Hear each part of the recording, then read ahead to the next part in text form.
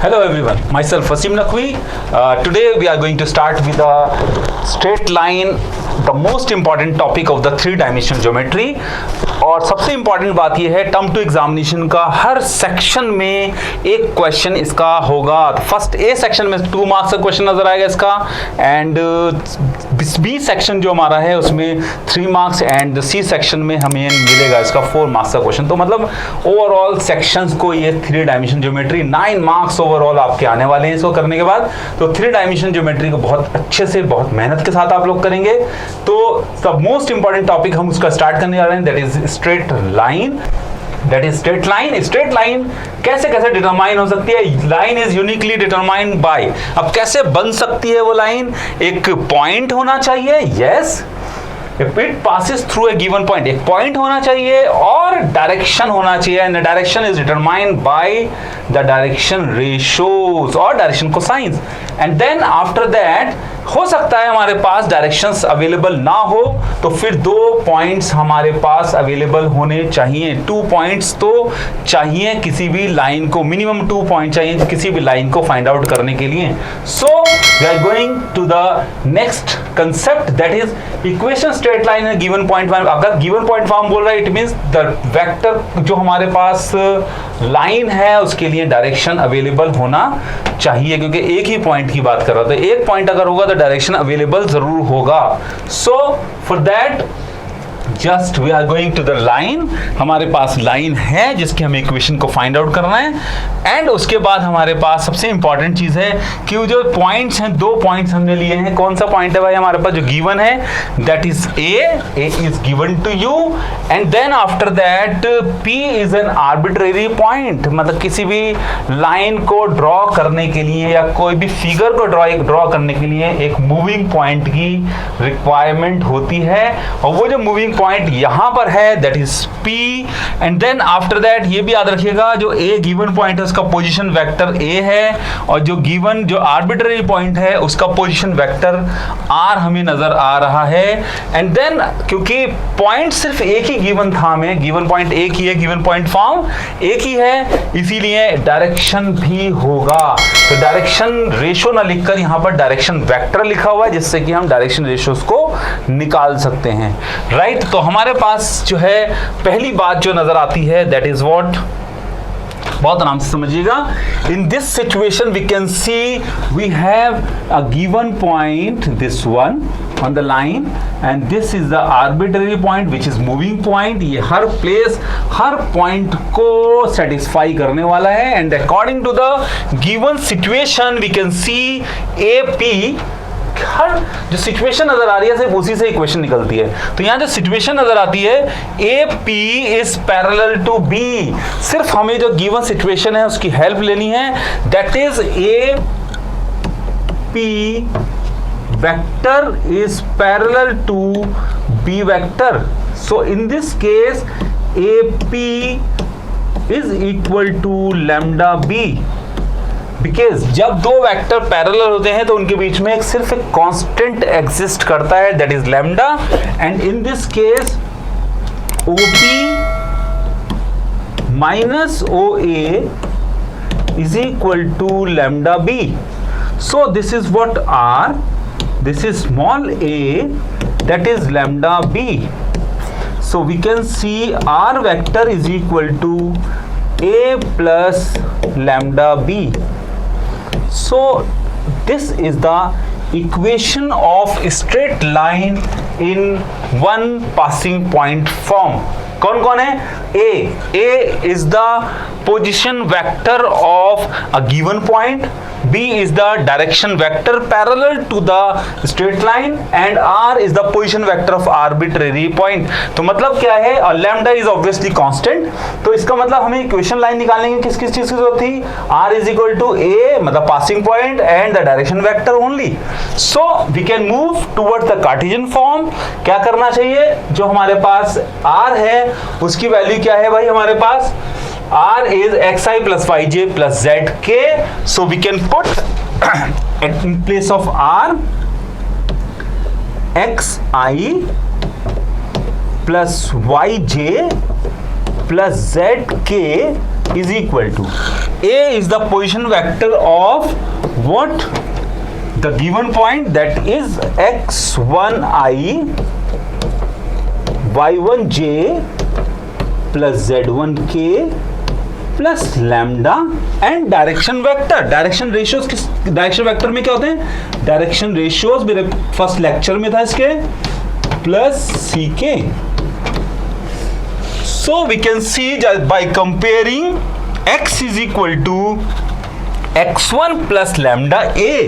So x will be equal to x1 plus lambda a, y is equal to y1 plus lambda b, z is equal to z1 plus lambda c, and now in turns this will be x minus x1 upon a is equal to lambda, y minus y1 by b is equal to lambda, and at last z minus z1 by c is equal to lambda.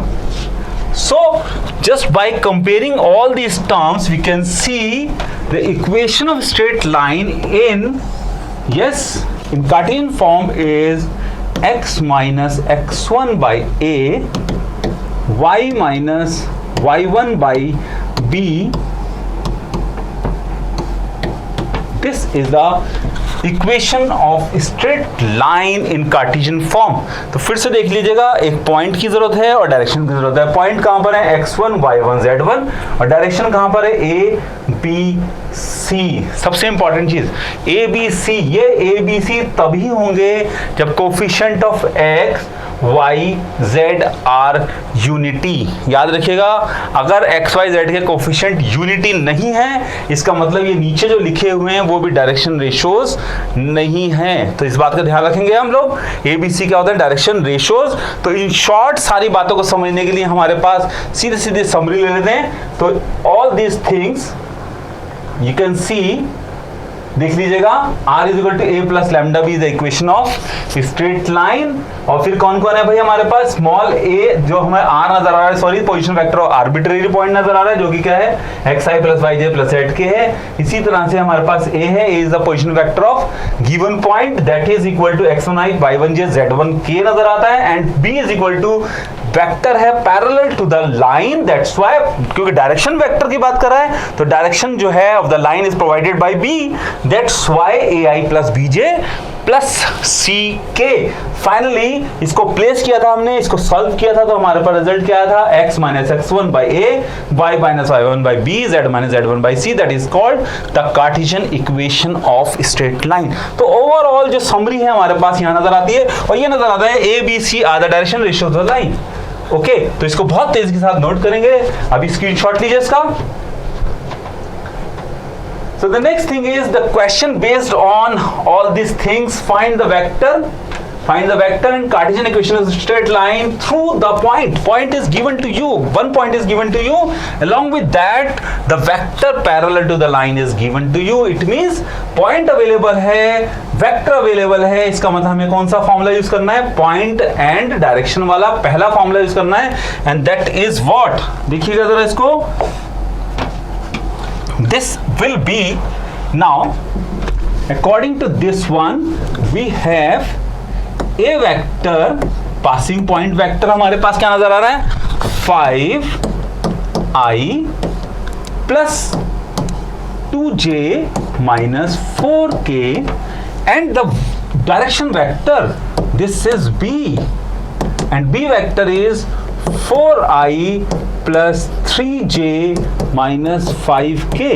तो equation of straight line is r is equal to a plus lambda b, that is equal to, yes, 5i plus 2j minus 4k plus lambda, that is 4i plus 3j minus 5k,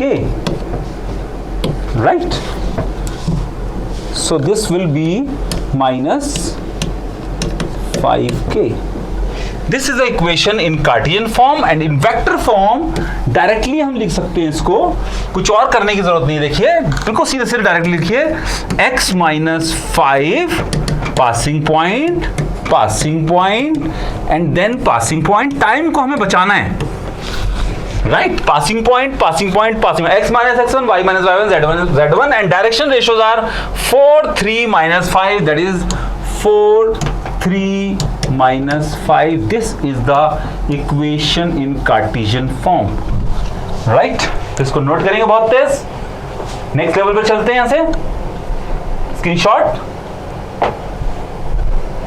एक question है आपके लिए, देखिए exactly same question, इस बार हमें passing vector बनाया मिल गया है एंड डायरेक्शन वेक्टर जो हमारा नजर आ रहा है यहां पर है, तो ये आपके लिए ट्राई करने के लिए क्वेश्चन है, एग्जैक्टली सेम वर्कआउट करना है।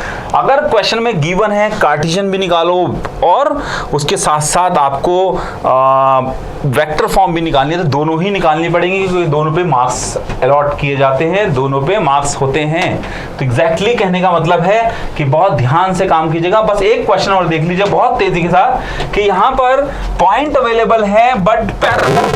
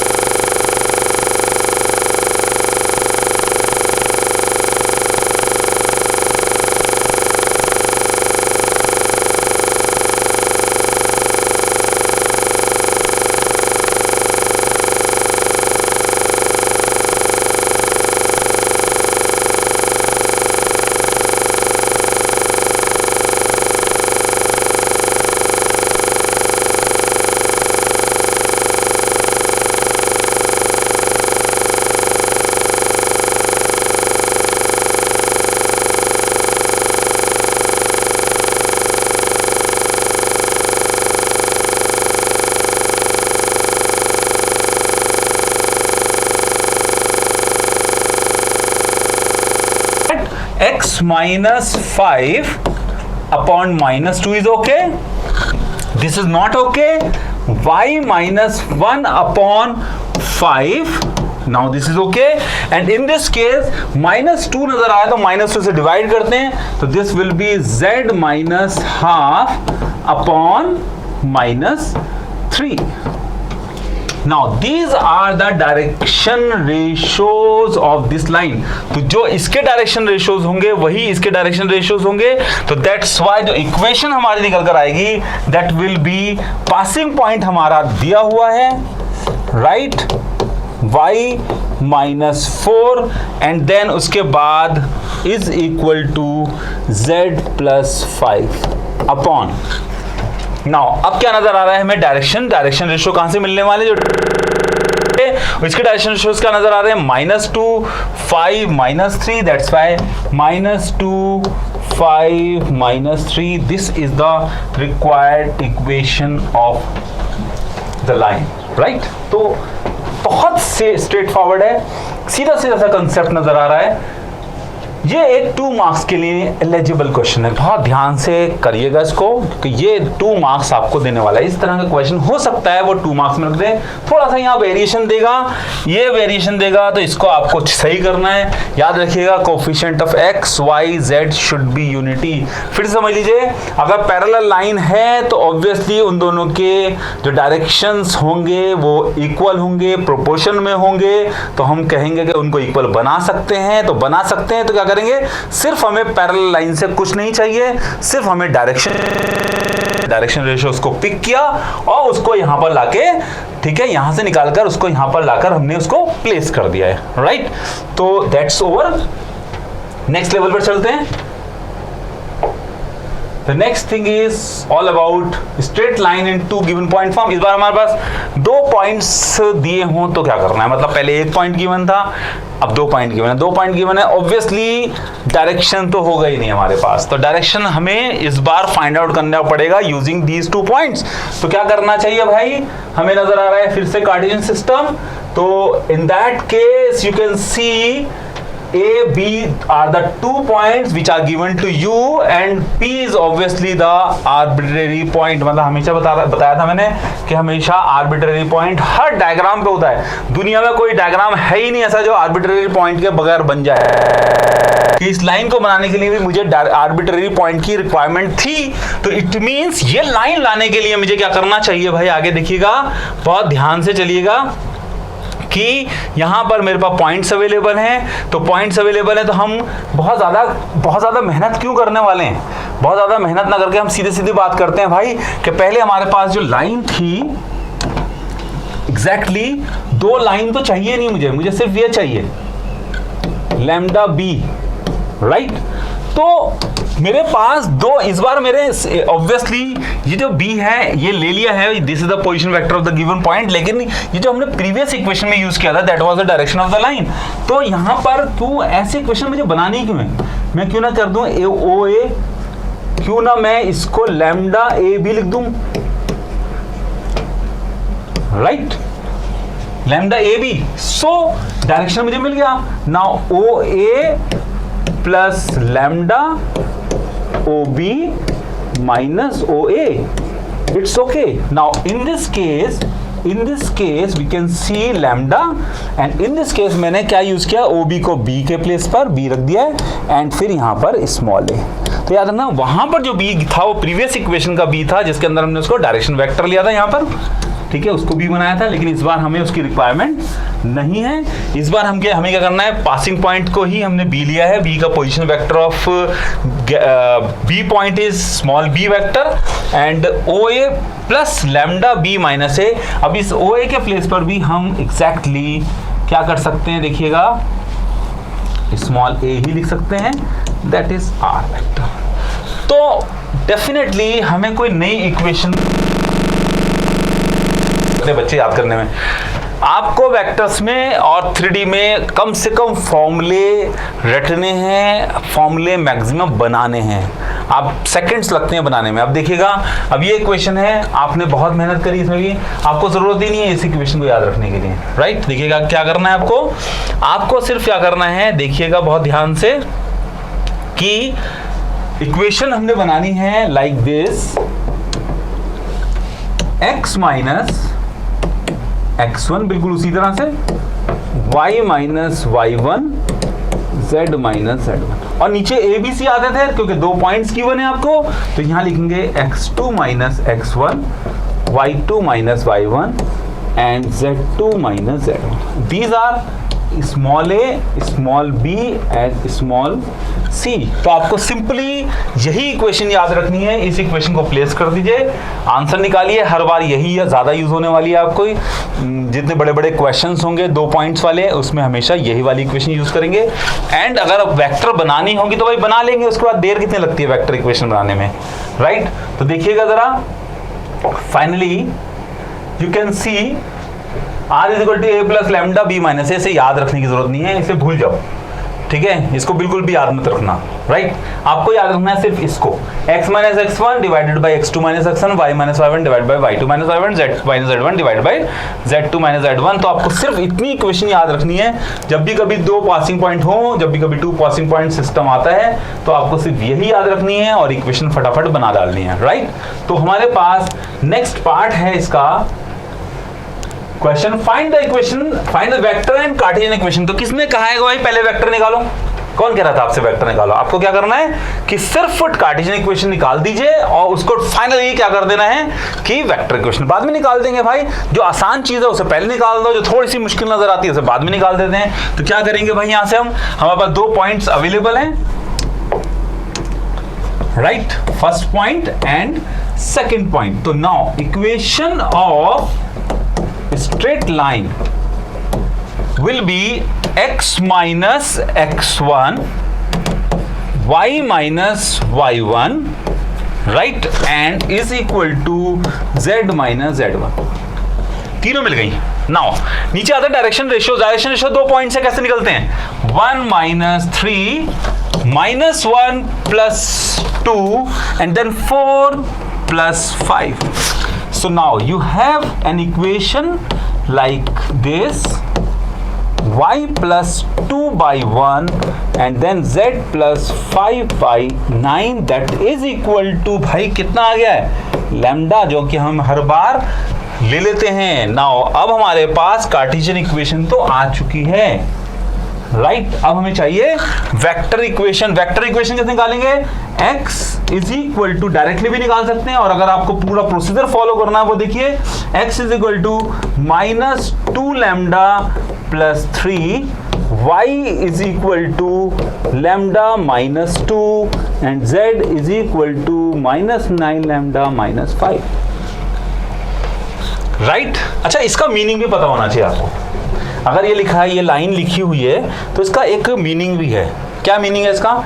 दिस रिप्रेजेंट, मतलब ये एक रिप्रेजेंटेशन है, बहुत सारे point, infinite number of point जो लाइन के ऊपर हैं, those points are represented by this line. मतलब x की वैल्यू ये, y की वैल्यू ये, z की वैल्यू ये, तीनों के तीनों जो हैं x y z, ये पूरी लाइन को रिप्रेजेंट करते हैं। मतलब आप लैम्डा रखते जाइए, यूनिक आइडेंटिफिकेशन नंबर है लैम्डा, लैम्डा की वैल्यू रखते जाइए और नया नया पॉइंट आपको इस लाइन के ऊपर मिलता रहेगा। मतलब these point represent number of points of the line। बहुत सारे पॉइंट्स होते हैं लाइन के ऊपर, इनफाइनाइट नंबर ऑफ पॉइंट्स होते हैं लाइन के ऊपर, वो सब के सब यही रिप्रेजेंट कर रहा है। आप लैम्डा की वैल्यू बस प्लेस करते जाइए, वो पॉइंट आपके पास आता जाएगा। नाउ हमारे पास वेक्टर इक्वेशन निकालनी है। वेक्टर इक्वेशन निकालने के लिए क्या करते हैं हम? xi मतलब r होता है ऑब्वियसली, देखिए यहां से शुरू करते हैं। चलिए वेक्टर इक्वेशन r से शुरू करते हैं। That's why r is equal to xi plus yj plus zk, और इसको प्लेस कर देते हैं -2 लैम्डा। डायरेक्टली भी कर सकते हो, देखिए इतना लंबा ना करके डायरेक्टली देखिए क्या करा है हमने यहाँ पर से xi, तो इसके साथ i लिखाएंगे तो कितना आएगा? 3i -2j and then -5k। Then lambda वाले कितने हैं हमारे पास? -2, 1 प्लस 9, तो lambda will be taken outside, -2 is here, then plus j, then plus 9k। तो this is a vector equation of the straight line। तो इन शॉर्ट आपको ये बात पता होनी चाहिए थी, वेरी स्ट्रेट फॉरवर्ड। मूव करते हैं, नेक्स्ट टारगेट लेते हैं। यहां से एक क्वेश्चन आपके लिए आएगा, देखिएगा। Question line passing through these 2 points, बहुत सीधा सा सवाल है, प्रैक्टिस के लिए जरूर कर लीजिएगा, राइट। चलिए अब हमारे पास मेन कंसेप्ट देखिएगा स्टार्ट होता है, बहुत आराम से समझिएगा, सबसे इंपॉर्टेंट कंटेंट है, राइट। पहली बात, स्ट्रेट लाइन होती क्या क्या है, मतलब स्पेस में किस तरह से पाई जाती हैं। स्पेस में लाइन है, जस्ट लाइक पेन है, ये भी लाइन है, तो ये किस तरह से ये किसी और लाइन के साथ पाया जाता है, ठीक। तो सबसे पहले हम करते हैं, स्ट्रेट लाइन जो होती हैं वो 2 तरह से होती हैं, एक स्क्यूड लाइंस और कोप्लेनर लाइंस। मतलब जो लाइंस होंगी या तो वो स्क्यूड होंगी, राइट, स्क्यूड होंगी टेढ़े जैसे, राइट, तो या तो स्क्यूड होंगी या फिर वो एक ही प्लेन पर होंगी, या यूँ कह सकते हैं या तो लाइन प्लेन पर होंगी या नॉन प्लेन पर होंगी, मतलब नॉन कोप्लेनर होंगी, या तो कोप्लेनर होंगी या तो नॉन कोप्लेनर होंगी। मतलब skewed line never be coplanar, right. पहली बात तो हमें समझनी है कि लाइंस कितनी कैसे कैसे होती हैं। तो 2 लाइंस की अगर हम बात करें तो लाइंस या तो कोप्लेनर होंगी या फिर नॉन कोप्लेनर होंगी, मतलब एक ही प्लेन पर होंगी या फिर एक प्लेन पर नहीं होंगी। तो एक प्लेन पर कौन सी ऐसी लाइन है जो नहीं होती हैं? वो होती हैं स्क्यूड लाइंस। 2 डिफरेंट प्लेन पर जो लाइन होती है उनको बोलते हैं स्क्यूड लाइन। तो किस तरह से होता है हमारे पास स्क्यूड लाइन का, देखेंगे एक बार। यस, किस तरह से होती है? 2 अलग अलग प्लेन पर होती है, थोड़ी सी टेढ़ी होती हैं ऐसे करके, तो इनके बीच में एक सेगमेंट बनता है जिसको हम कहते हैं कि भाई ये जो है परपेंडिकुलर होता है with both the lines. This is perpendicular, this segment that is called the segment and that is called the line of shortest distance, right? This is the line of shortest distance. We have to find out this distance. This is the most important topic for the straight line. बहुत ज़्यादा important topic है. Now next one जो हमें पढ़ना है वो नज़र आएगा आपको, देखिएगा. नेक्स्ट वन जो आपको पढ़ना है that is intersecting coplanar line. 2 तरह की होती हैं, या तो वो इंटरसेक्ट कर जाएंगी, ठीक है, सॉरी कोप्लेनर है, मतलब को एक साथ प्लेन पर है, तो एक साथ प्लेन पर होने पर अपनी नोटबुक है, नोटबुक को रखिए और देखिएगा कि दो लाइंस को किस तरह से आप बना सकते हैं, या तो वो इंटरसेक्ट कर जाएंगी या फिर वो पैरेलल होंगी, राइट। अब कोइंसिडेंट लाइन को भी यहां पैरेलल ही कहा जाता है, राइट। तो नेक्स्ट वन है हमारे पास है इंटरसेक्टिंग और पैरेलल। अब तो कैसे होती है भाई इंटरसेक्टिंग, कि एक ही प्लेन पर है, इंटरसेक्ट कर जाएंगी, राइट। और पैरेलल किस तरह से होती है, कि पैरेलल होती है वो एक के ऊपर एक भी आ जाएगी तो हम उसको क्या कहेंगे, पैरेलल ही कहेंगे, भाई एक के ऊपर एक आ गई है तो ये पैरेलल है, प्रॉपर्टी सब पैरेलल की फॉलो करेगी। क्यों करेगी, क्योंकि डायरेक्शन रेशियो दोनों के एग्जैक्टली प्रोपोर्शनल और सेम होंगे, राइट। तो हम बात करने वाले हैं कि भाई जो लाइन ऑफ शॉर्टेस्ट डिस्टेंस था, how to find out that shortest distance. So for that, first of all, the line of shortest distance is perpendicular to this is SD, and that is always perpendicular to, right, SD। और SD का जो formula आता है हमारे पास, समझिएगा, SD is equal to, यहां लिख देते हैं formula, SD is equal to A2 minus, yes, A2 minus A1 dot B1 cross B2। Books में कभी कभी आगे पीछे लिख देते हैं क्योंकि डॉट प्रोडक्ट कम्यूटेटिव होता है, right, divided by B1 cross B2 magnitude, मतलब मॉडुलस निकालते हैं, और this is modulus to make it positive, right. This is the formula for the shortest distance between two lines. उसके बाद इंटरसेक्टिंग है तो definitely the shortest distance will be equal to 0। It means in that case A2 minus A1, yes, dot dot, सही से लिख देते हैं एक बार इसको, A2 minus A1 dot B1 cross B2 is going to 0, and at last parallel lines। Parallel lines के बीच में जो डिस्टेंस होगा, definitely this will be the distance, ये डिस्टेंस होगा, परपेंडिकुलर ही होगा। तो ये डिस्टेंस होगा, how to find out distance. अब डिस्टेंस तो इस फॉर्मूले से नहीं निकल सकता क्योंकि B1 क्रॉस B2 0 हो जाएगा वहां पर, तो दैट्स वाई हमारे पास जो फॉर्मूला है for this distance, parallel line के बीच का डिस्टेंस का फॉर्मूला है हमारे पास, D is equal to A2 minus A1, yes, cross B vector, right, modulus, magnitude निकालेंगे इसका, and divided by B magnitude. This is the formula for the distance between parallel lines. तो मतलब क्या है कि इस पूरे सेक्शन को हमें समझना है कि किस तरह से लाइंस कोप्लेनर होती हैं, किस तरह से नॉन कोप्लेनर होती हैं। अगर नॉन कोप्लेनर है तो उनको स्क्यूड लाइन बोलेंगे, स्क्यूड लाइन है तो उनके बीच में शॉर्टेस्ट डिस्टेंस होता है, और शॉर्टेस्ट डिस्टेंस हमेशा क्या हो जाएगा यहाँ पर, A2 minus A1 dot B1 cross B2 divided by B1 cross B2 magnitude, और यहाँ हम वेक्टर सिंबल जरूर लगाएंगे, राइट। एंड देन उसके बाद अगर वो कोप्लेनर हो जाती है तो दो तरह से होती है, या तो इंटरसेक्टिंग होंगी या फिर वो पैरेलल होंगी। तो डेफिनेटली जब वो इंटरसेक्टिंग होगी तो shortest distance is going to be 0, right. ये यहाँ से जो पास आ जाएगा तो शॉर्टेस्ट डिस्टेंस 0 हो जाएगा, और यहाँ पर वो पैरेलल है, पैरेलल का फॉर्मूला बिल्कुल अलग होता है, तो A2 minus A1 cross B, यहाँ क्रॉस प्रोडक्ट बीच में यूज होगा, डिवाइडेड बाय B मैग्नीट्यूड। तो इनके बेसिस पर हम क्वेश्चंस करते हैं इसके बाद, राइट।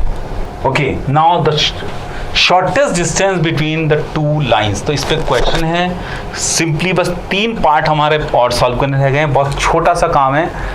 क्वेश्चन आना ऑलमोस्ट कंफर्म है। जो भी आज ये वाला वीडियो है, इसका एक क्वेश्चन आपको तीनों सेक्शन में से एक सेक्शन में जरूर नजर आने वाला है, तो इसलिए ध्यान रखिएगा, बहुत आराम से सॉल्व कीजिएगा। फाइंड द शॉर्टेस्ट डिस्टेंस, नजर आ रहा है साफ साफ क्वेश्चन में, बहुत सीधा सीधा सवाल पूछ रहा है। Find the shortest distance between the lines L1, this is L2, right. Whose vector equation, इसका वेक्टर इक्वेशन गिवन है, तो सबसे पहले हमारा काम क्या होता है भाई, ये वेक्टर क्या है, this is A1, this is B1, right. Similarly this is A2 and this is now B2। Now पहला काम हमारा होता है भाई A2 माइनस A1 को फाइंड आउट कर लेना। a2 माइनस a1 कितना होता है, a2 माइनस a1 माइनस कर देते हैं correspondingly, that is equal to i 0j, j minus j 0, and that is equal to minus k, right.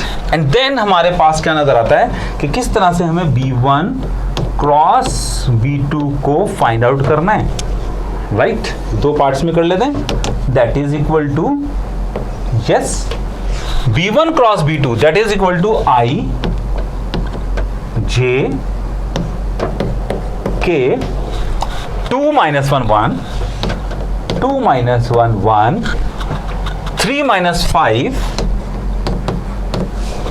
yes 2, so we can solve it, I that is equal to कितना नजर आ रहा है हमें नजर आता है किस तरह से सॉल्व करते हैं इसको, that is equal to 2, now solve करते हैं 2 minus 2 plus 5 minus j, then this will be 4 and minus 3 and finally plus k, and that will be minus 10, yes minus 10 plus 3, तो we can see जो b1 cross b2 है हमारा, that is going to be 3i,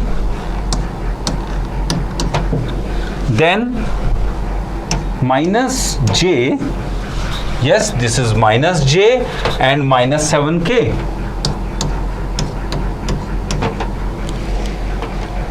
okay. Now next target हमारा होगा a2 minus a1 dot b1 cross b2, right, and that will be dot product of these two, 1 into 3 that is 3, 0 into 1 that is 0, and finally minus minus plus 7, so result is equal to 10। सो एक quantity और find out करनी है हमें उससे जाने से पहले फॉर्मूले पर, b1 cross b2 magnitude that will be equal to 9 plus 1 plus 49 under root that is equal to 59। So the shortest distance is equal to, formula हमेशा लिखना है बेटा, फॉर्मूले के मार्क्स हैं इस पे, that is b1 cross b2 क्योंकि बड़ा फॉर्मूला है इसलिए फॉर्मूले के मार्क्स होते हैं इसके, divided by b1 cross b2, yes that is equal to 10 upon under root of 59, and rationalise भी कर सकते हैं, 10 अंडर रूट 59 छोड़ भी सकते हैं यहाँ पर, इस रेशनलाइजेशन का कोई इफेक्ट नहीं है इसका ज़्यादा, right, that is equal to 10 upon 59 units क्योंकि डिस्टेंस है, राइट। तो मतलब कहने का क्या है कि आप जो भी कुछ काम कर रहे हैं बहुत स्ट्रेट फॉरवर्ड, आपको रिक्वायरमेंट पता होनी चाहिए, a2 माइनस a1 चाहिए, b1 क्रॉस b2 चाहिए, उनका डॉट प्रोडक्ट चाहिए, फिर उसके बाद उसका मैग्नीट्यूड भी चाहिए। दो क्वेश्चन करते के साथ आपके क्वेश्चन जो हैं आपके फॉर्मूले वैसे ही याद हो जाता है, तो हर बार फॉर्मूला जरूर लिखेंगे, दो बातों की वजह से, एक तो फॉर्मूला याद हो जाएगा आपको, दूसरा एग्जाम में भी उसके 1 मार्क्स और हाफ मार्क्स जरूर आने वाला है, राइट। तो नेक्स्ट लेवल पर चलते हैं, इसका स्क्रीनशॉट लीजिए। एक क्वेश्चन है जो आपके लिए है, देखिएगा, याद रखिएगा, ये कार्टेशियन फॉर्म दी हुई है, नो प्रॉब्लम। कार्टेशियन फॉर्म जब भी कभी गिवन होती है तो आपका पहला काम क्या होता है, इसकी वेक्टर फॉर्म फाइंड आउट करना। तो r, right, r will be equal to yes minus i minus j minus k। फिर से चेक कीजिए, कोफिशिएंट एक्स वाई जेड 1 नजर आते हैं, तो इसीलिए हम क्या कहेंगे इसको, 7i minus 6j and then plus k, this is with lambda, right. This is the first equation. Second equation क्या बनेगी हमारे पास, r is equal to 3i minus plus 5j and minus plus 7k। Obviously जिसका sign by default है वो negative है, तो क्या नजर आता है, फिर से एक्स वाई जेड कोफिशिएंट हर बार चेक किया करें, i that is i minus 2j and plus k। तो बाकी काम एग्जैक्टली पिछले वाले क्वेश्चन की तरह से हो जाएगा। तो आपका काम क्या है, ऑब्वियसली वेक्टर फॉर्म में इसलिए कन्वर्ट करने के नहीं बोला है क्योंकि बेटा कार्टेशियन फॉर्म में एक और फॉर्मूला याद रखना पड़ेगा फिर आपको। तो बेटर है कि आप एक ही फॉर्मूला याद रखें और इम्प्लीमेंटेशन सीखें, राइट। तो now we are going towards the next concept, that is the distance between the parallel, right, parallel lines. तो इस बार हमारे पास लाइंस क्या है, पैरेलल है। कैसे पता लग रहा है, 2/2, 3/3, 6/6, मतलब उनके रेशियो जो हैं वो प्रोपोर्शन में है, that's why the lines are parallel. अगर लाइंस पैरेलल है तो इस बार फॉर्मूला कौन सा यूज होने वाला है हमारे पास, yes, formula is going to be, formula हमारा बहुत सिंपल है, a2 माइनस a1। इस बार हम क्रॉस प्रोडक्ट यूज करते हैं, that is cross product with b, क्योंकि b एक ही रहेगा हमारा। एंड अगर वे प्रोपोर्शन में है और डिफरेंट हैं तो जो मर्जी हो वो यूज कर लीजिएगा आप, राइट। तो कितना आ जाएगा हमारे पास, b magnitude and the magnitude of this whole, right. तो इसका मतलब a2 माइनस a1 की फिर से रिक्वायरमेंट आ गई हमारे पास। तो a2 माइनस, यहां करके ये नीचे ही कर लेते हैं, that is a2 minus a1, that is a2 minus a1 means इनको माइनस करना है हमें, राइट।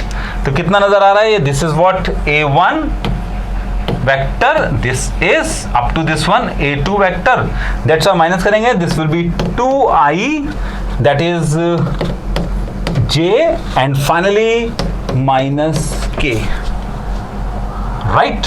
एंड नेक्स्ट वन हमारे पास नजर आता है बेटा इसके बाद, that is equal to b vector we know already, and our target is to find out what a2 minus a1 cross b, बस यही इसमें मेन वर्कआउट है, राइट। एंड ये कितना हो जाएगा हमारे पास, i j k, and now vector कितना हुआ, a2 minus a1 is 2 1 minus 1, that is 2 minus 1 sorry plus 1 and minus 1 and the vector b। अब कौन सा लेना है वेक्टर b, दोनों तो सेम है, ये और ये दोनों सेम है। अगर हो सकता था प्रोपोर्शनल हो, प्रोपोर्शनल होंगे तो क्या हो जाएगा, ये यहाँ पर 4 होता, यहाँ 6 होता, यहाँ 12 होता, देन इन दैट केस फिर हम इसको लेते हैं क्योंकि छोटा वाला ये है, प्रोपोर्शनल है 2/4, 3/6, 6 डेफिनेटली ये कितने नजर आ रहे हैं आपको, हर बार ये 1/2 1/2 1/2 नजर आ रहा है, प्रोपोर्शन में है। तो आपको क्या करना चाहिए, छोटा ले लेना चाहिए जिससे कैलकुलेशन आपकी थोड़ी सी रिड्यूस हो जाए। फॉर दैट हमें क्या करना है कि यहां पर हमारे पास वेक्टर है 2 3 एंड 6, इसको सॉल्व कर लेंगे। i यस नजर आ रहा है यहां से हमारे पास 6 plus 3 minus j, that is equal to 12 plus 2 and then at last plus k, that is finally 6 minus 2. So now we have 9i, that is minus 14j plus 4k. Right? This is 9i minus 14j and then finally हमारे पास कितना नजर आ रहा है, that is 4k. So फिर हमारे पास जो हमें मिलना चाहिए, क्योंकि हमें इसका मैग्नीट्यूड चाहिए था, a1 cross b, that is equal to 81 plus 14 square is 196 and then plus 16. इसको सॉल्व करेंगे और एक और हमारे पास था b मैग्नीट्यूड, इसको भी सॉल्व करेंगे। b मैग्नीट्यूड हमारे पास कितना आ रहा है, 4 प्लस 9 प्लस 36, इसको भी सॉल्व करेंगे एंड दोनों को डिवाइड करेंगे, you will get the result. बहुत स्ट्रेट फॉरवर्ड सीधा सीधा सा कंसेप्ट है बेटा, तो इसे आपको करना है। एंड फाइनली हमारे पास लास्ट जो हमारा लास्ट वर्कआउट बचा है, थोड़ा छोटा सा क्वेश्चन है, परपेंडिकुलर कंसेप्ट पे बेस्ड है, एनसीईआरटी क्वेश्चन मैंने पिक किया है, तो उसको लेंगे। पहले स्क्रीनशॉट ले लीजिए इसका। Last question, find the value of P so that the lines these lines are at right angle, मतलब राइट एंगल मतलब परपेंडिकुलर होनी चाहिए। इसका मतलब A1 A2 plus B1 B2 plus C1 C2 is the condition to use.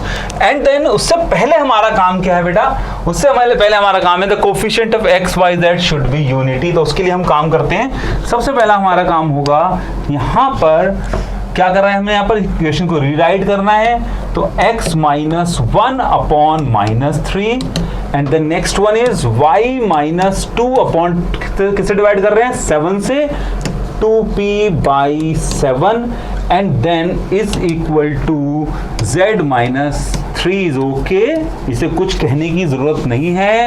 And then last में हमारे पास दूसरी equation है, this is the L1 and L2 हमारे पास है, माइनस 7 से डिवाइड करेंगे, x माइनस, थोड़ा सा नीचे लेना पड़ेगा, that is x minus 1 by minus 3p by 7 and then next is okay, इसमें कोई प्रॉब्लम नहीं है भाई, कुछ नहीं, टच ही नहीं करना। फिर तो z minus 6 by minus 5, z minus 6 by minus 5.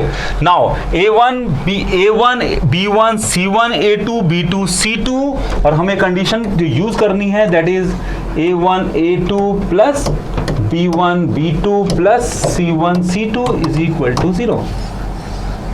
You will get the final result। तो मतलब कहने का क्या है कि आपको ये छोटे छोटे क्वेश्चंस हैं जो सिर्फ अपने हाथ से एक बार प्रैक्टिस करने हैं और स्ट्रेट लाइन में इनसे क्वेश्चन से बाहर क्वेश्चन नहीं आने वाला है। इसमें मैंने दो पार्ट आपको और समझाए थे, एक समझाया था इंटरसेक्टिंग, तो वही हम काम करेंगे कोप्लेनिटी पे आगे जाकर। तो ऑब्वियसली हमारा स्ट्रेट लाइन का काम यहाँ तक ओवर हो गया है। ओके, नेक्स्ट वीडियो में हम डिस्कस करेंगे प्लेन, और प्लेन के साथ हम एडिशनल क्वेश्चन डिस्कस करेंगे जो लाइन और प्लेन के कंबाइंड क्वेश्चंस हैं। ओके, तो टिल देन बाय।